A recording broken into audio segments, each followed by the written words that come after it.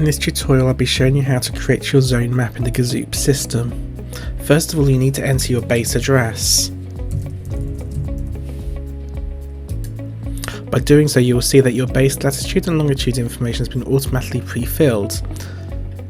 Secondly, you need to adjust whether you want to restrict pickups to the zone map. By enabling this, any zones you create will be the only permitted areas where pickups are allowed. By disabling this, it will allow bookings to be placed from any location, ignoring the zones that you create. Zone shading, enabled and disabled, will show shading on the map for the zones that you create. Distance metric, miles and kilometers, can be configured here also.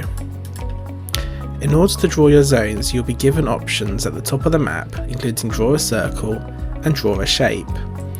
Let's say that we want to draw a circle around London. You'll select the circle tool. You'll expand the circle out. You can move the circle using the dot in the middle, and it allows you to move it. To increase the size, you can use any of the dots on the sides. This will allow you to expand it and reduce the size. If you want to create a more custom shape, then you can use draw a shape tool. Press the mouse to create a dot and keep creating dots whilst you create the shape you want to make for your specific zone. Then conclude it by clicking the original first dot and your shape will be created. Each zone can be named. Click on the relevant zone and click on Rename Selected Zone, the blue button above. A pop-up will show. Simply adjust this to the zone name you want to put in, for example Zone 1, and then click Rename Shape. You can then do this for the other zone. Zone 2, rename shape.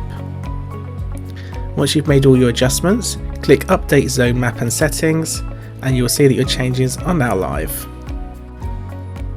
If you wish to delete a zone that you've created, simply click the specific zone you want to delete, and then click Delete Selected Zone.